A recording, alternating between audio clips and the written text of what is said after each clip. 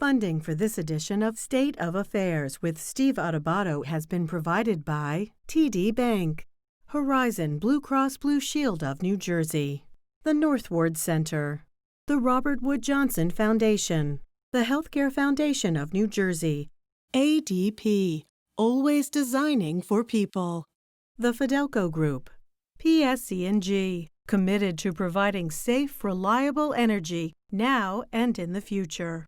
And by Rutgers University, Newark, an anchor institution that is both in Newark and of Newark. Promotional support provided by NJ On Air and by ROINJ, informing and connecting businesses in New Jersey.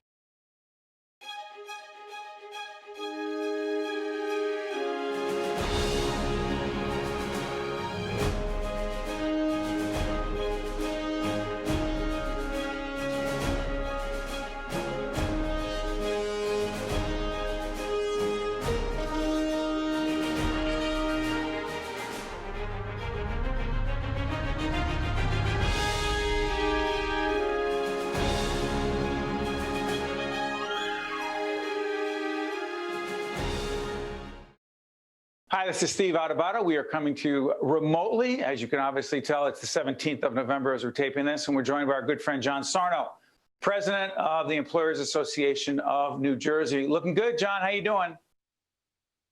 I'm doing well. Good to be with you, Steve.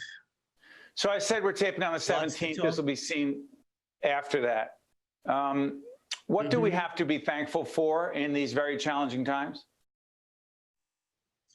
Well, right now, at least from what my perspective is that we can be thankful that there's a lot of trust in the workplace. Not in every workplace, but in the majority of workplaces. I think we can be thankful that employers and employees are working together, by and large, on the same page. It's good to see. I mean, I hate to say that it took a crisis to get people on the same page and to get people's attention, but I think we can be thankful for that. So, John, let me try this. Because this will be seen later, there are certain things that obviously things are changing by the minute with COVID-19, but there are certain best practices, or at least better practices. What are the better/best practices that employers really must be implementing in the workplace to protect not just their company, but way more importantly, their people? Yeah. So another thing to be thankful for in New Jersey is we have some great leadership. So you mean in government? We have an executive order. In government with Governor Murphy? I think the Murphy administration is doing a great job. I think his cabinet is doing a great job, particularly the New Jersey Department of Health. I have a tremendous amount of confidence in their work. I meet regularly with them.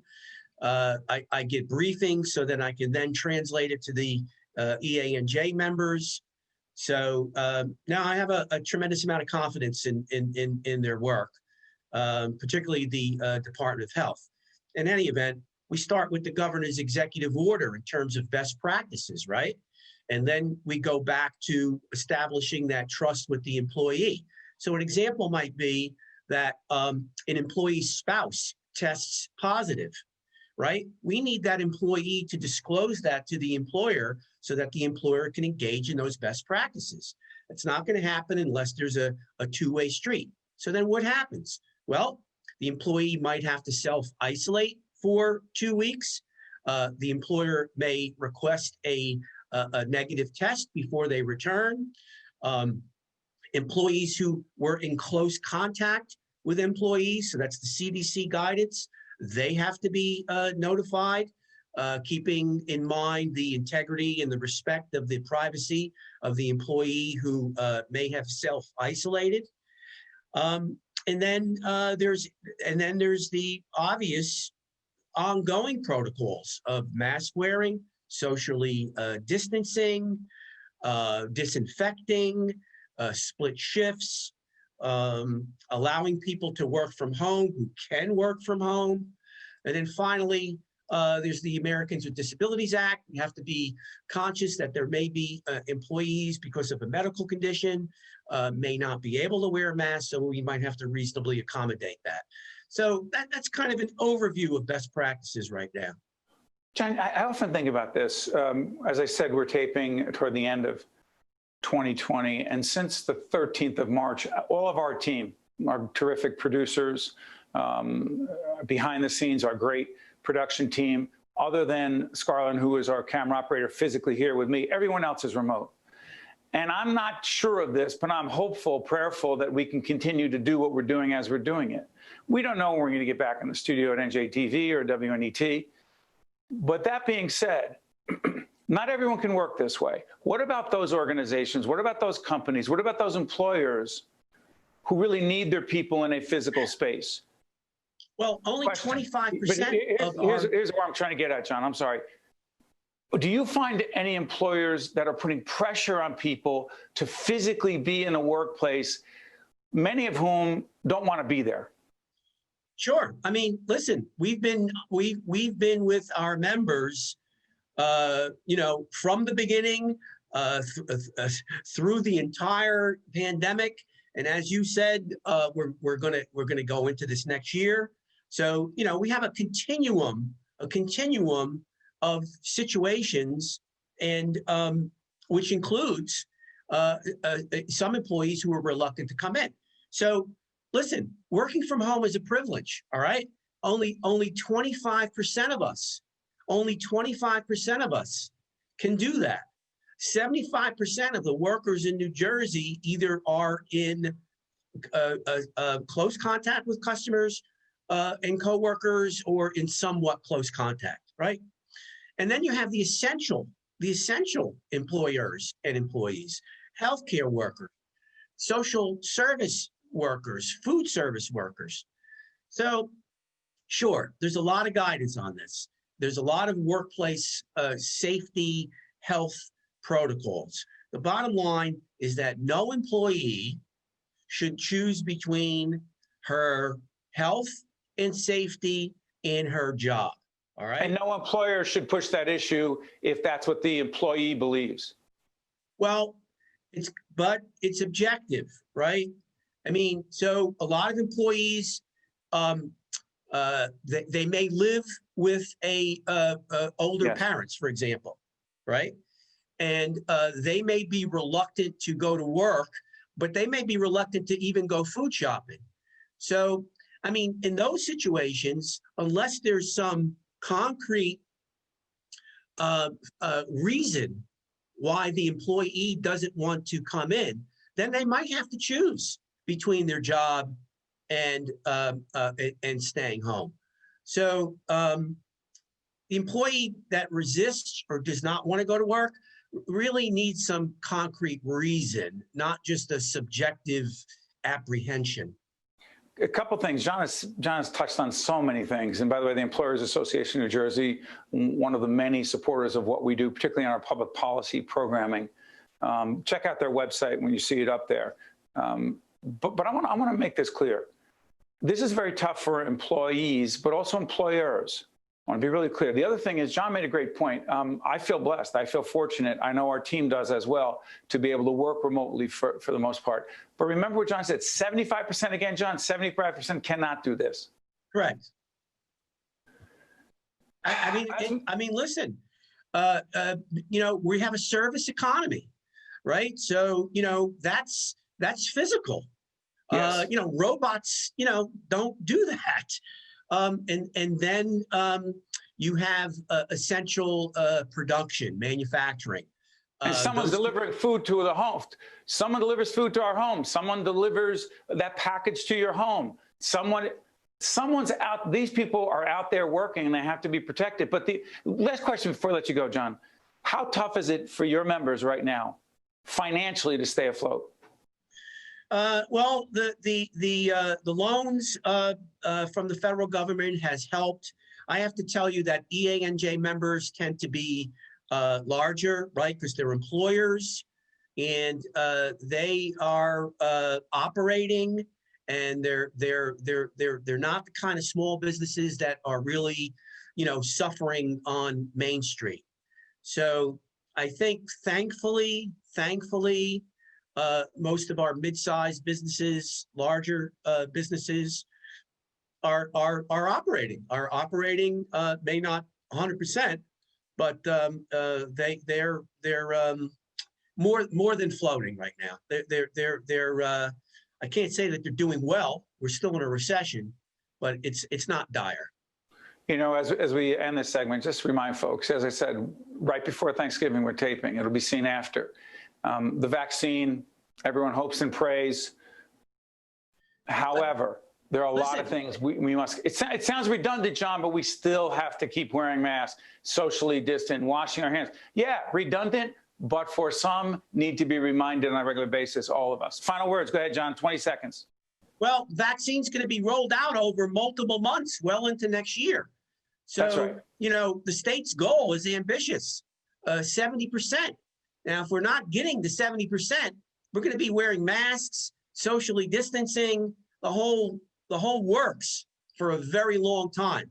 So, the next big step then is vaccinations. John Sarno, president of the Employers Association of New Jersey. Thank you, John, my friend. Best to you and your family and your members. All the best. Best to you and your staff and to your family. Thanks very much. Thank you. I'm Steve Adubato, and we will be right back. To watch more State of Affairs with Steve Adubato, find us online and follow us on social media.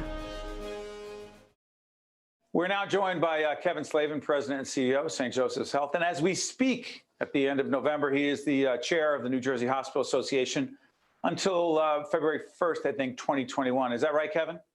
That's correct, Steve. Let's do this. Biggest lessons you've learned about COVID and handling it from a healthcare perspective to date? Biggest lessons have been the incredible innovation, dedication shown by all frontline healthcare workers, but also the leadership of hospital systems throughout the state, as well as state government. And being the chair of the Hospital Association, again, when this is seen after, you'll be the outgoing chair a little bit later in 2021.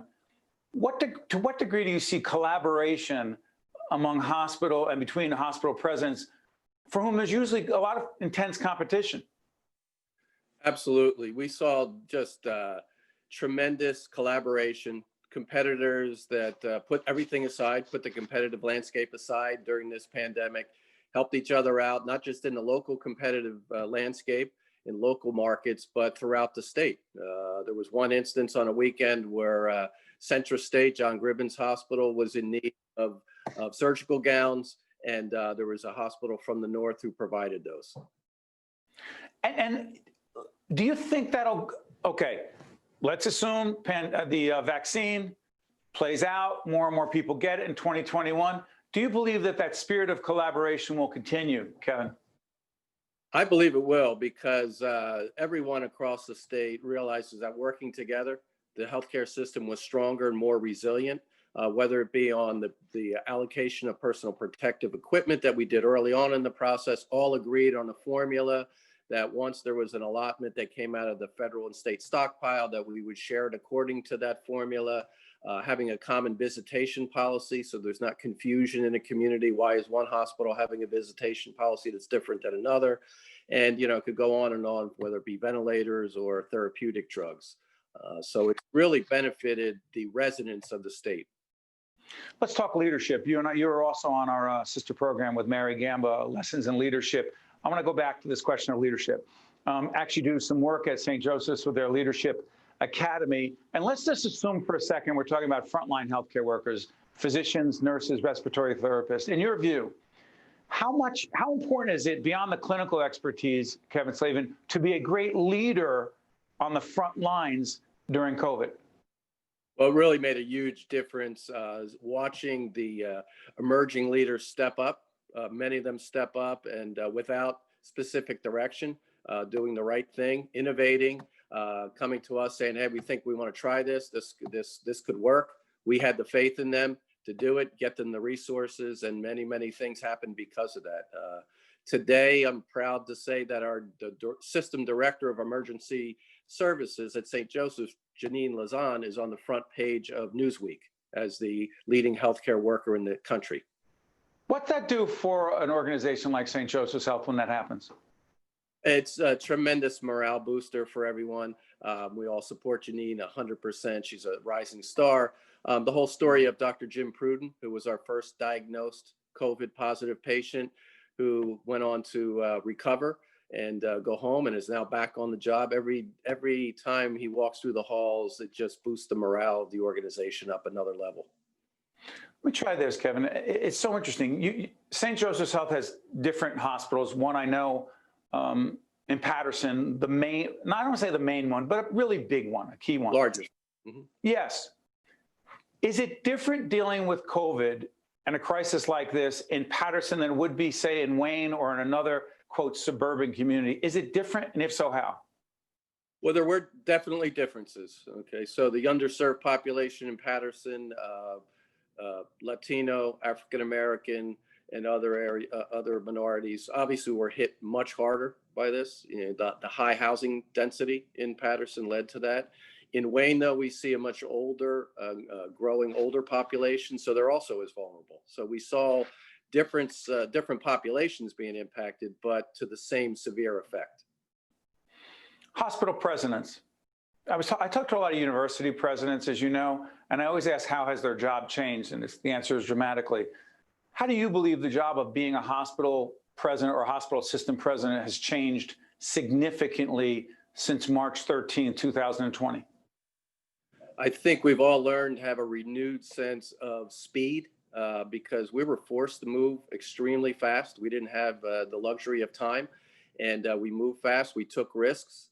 We learned from our innovation centers that many of us have and applied those techniques and did it in real time. And things, by and large, worked. They worked very well. We took care of the population, the residents of the communities we serve, and we learned to work at a faster rate of speed. Final question. Early on in the pandemic, I saw you shoulder to shoulder with the governor, Governor Murphy, and Commissioner Persicelli of the Department of Health. How important is it, the collaboration between government, particularly state government, and hospitals? That was very significant. Early on, myself, Kathy Bennett, the president of the Hospital Association, were part of the team that the governor put together, the response team. We were at the ROC, the Emergency Preparedness Center, Trenton, many days, most weekends, working hand in hand with state government, being a support to state government. We're asked to do many things to support those efforts, and the governor and Judy have done a tremendous job to take care of this state. Kevin Slavin is the president and CEO of St. Joseph's Health, also, as we speak, the chair of the Hospital Association in New Jersey. Kevin, will continue our conversation because these issues are not going away anytime soon. All the best to you and your team at St. Joseph's Health. Thank you, Kevin. Thanks, Steve. I'm Steve Adubato. We'll be right back. To watch more State of Affairs with Steve Adubato, find us online and follow us on social media. We're now joined by two old friends. They're still young, but they're old friends. David Rodriguez, Executive Vice President, Executive Producer on NJPAC, and also Christian McBride, Composer, Jazz Advisor on NJPAC, and the most extraordinary bassist you will ever find in the world. Christian, is that the way you wanted me to say it? I just want to make sure. Yes, that's exactly how I wrote it for you. Thank you. Hey, listen. So let's do this. Every year we do this, but we've never done it like this before. We're all innovating. The TD James Moody Jazz Festival, March 2021. David, put it into perspective. What's it going to look like and why is it so important? Well, I mean, particularly during the pandemic, the ability to really reach out to our patrons, to our donors, to the young people who experience arts education throughout the year, finding those new ways to do it is a challenge, and I'm even going to say an opportunity. There's a lot of jazz programs that we've done where more people have tuned in than ever before. So we're excited that we can still make that connection. And with TD Jazz, what this does more is rather than having a condensed 2-week period, it extends the series throughout the year. Christian, we just now were talking about 2012, 2014. We actually had you in in-depth interviews at the New Jersey Performing Arts Center, and you also performed as well. As someone who's a real people person, put this in perspective. Jazz, this jazz festival, if you will, and social justice. Well, as we all know, 2020 has been a very, very heavy year. I've always fancied myself somewhat of a historian. I really love studying, particularly American history. And I read this book called 1968.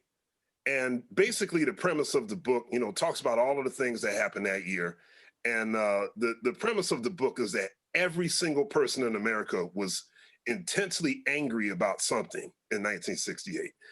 It feels that way now. Now, I wasn't alive in 1968, so I can't compare it, but I really feel like everybody in this country right now is intensely angry about something.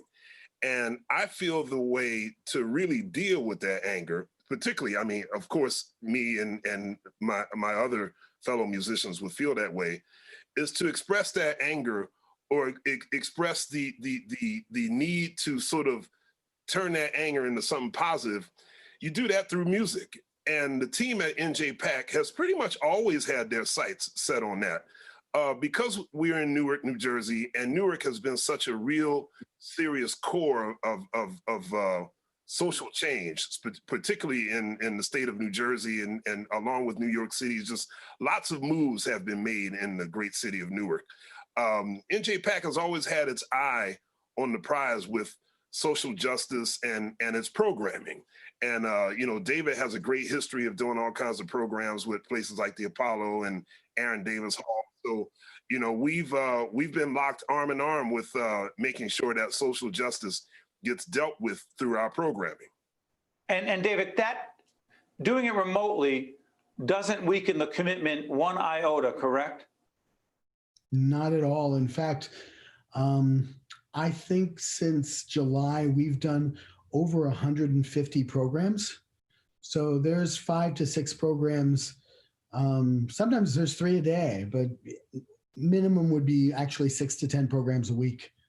Whether it's arts education, whether it's social justice. I mean, we did a program last night about policing the police.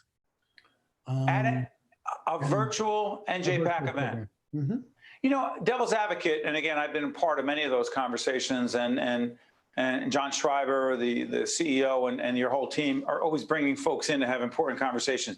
The business community, not-for-profit community, arts community. For those who say, hey, wait a minute, what does that have to do with the arts? You say? I say that the arts and the stage is a forum where all can have their say. And I think the way we get out of this is communication. It's not one side waving their flag as one protest or another protest might be. It's getting together and talk. And whether it's through physically talking or, the thing I love best about jazz is jazz for me is a conversation between musicians. And to see that conversation live and see it link to social messages is just as important as the regular conversation we might see. Christian, our ongoing series called Confronting Racism, we should have been doing it for years, but let me just say this, while we've done certain programs, we named it, and the graphic will be up on the screen since the horrific incident, the killing of George Floyd on video. So you mentioned this a little bit before, but elaborate on this. The ability of the arts, as we're so polarized, as we're so divided, as half the country thinks that Biden's the president, no, not really, because whatever. Do you really believe the arts has the ability to bring, if not all people together, more people together? Absolutely. I mean, it seems to me that not a whole lot of other ways have worked.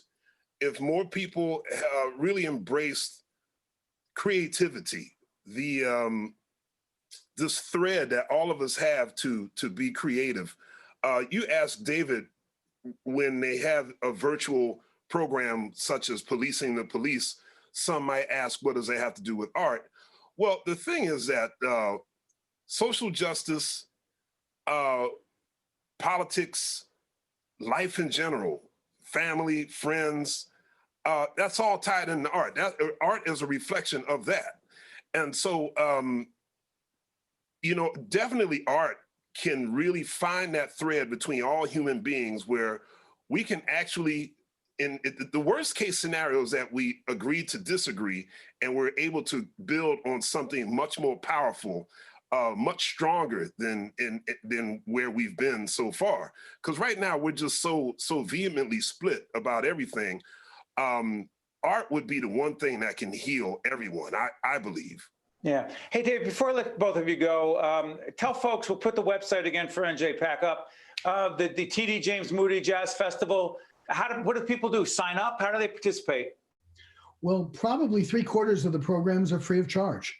So whether it's, take a look at NJPAC in your living room, which is a part of our website, and you will see things ranging from discussions on jazz couples. There is a jazz couples. Christian, you know anything about that? I'm joking. Quick plug to your wife. Quick plug. Yes. Melissa Walker is the baddest woman on the planet. Hi, honey. How are you? Yeah, that was smart. Very nice. I'm sorry, David. Go ahead. 30 seconds left. I second that completely. But it not only tells you those virtual programs, but it tells you the programs that are coming up. So we're excited about live programs coming back. I mean, you can find Chick Corea and his electric band next August, and we think that's still going to happen. There's a program with Eddie Palmieri, Arturo O'Farrell, and Tito Nieves coming up in May. We think that's still going to happen. So be part of both, but just continue to be part of the arts in your community, because during a pandemic, you can't let that go. That's part of our soul. It's part of our spirit. Hey, good stuff. Hey, David, give our best to everyone at NJPAC. Tell John Tribe we said hello. And Mr. McBride, could you tell Ms. McBride we said you gave her our best? Oh, absolutely. I will certainly do that. Hey, gentlemen, a lot of tough times we're all going through, but having both of you with us is an awfully nice silver lining in the show with. Thank you, gentlemen. All the best. Thanks, Steve. Thanks for having us. I'm Steve Adubato. Thanks for watching. We'll see you next time. State of Affairs with Steve Adubato is a production of the Caucus Educational Corporation. Funding has been provided by TD Bank, Horizon Blue Cross Blue Shield of New Jersey, the Northward Center, the Robert Wood Johnson Foundation, the Healthcare Foundation of New Jersey, ADP, the Fidelco Group, PSC&G, and by Rutgers University, Newark. Promotional support provided by NJ On Air and by ROINJ. The Northward Center was founded on the vision that community is connected to neighborhood stabilization, and neighborhoods need a place for kids to play. That's why we're building a recreational complex in the heart of Newark. Unfortunately, inner-city youth development programs are dwindling. We want to expand on our promise and build a place where kids are welcomed and doors remain open. The Northward Center, building a better community, 48 years and counting.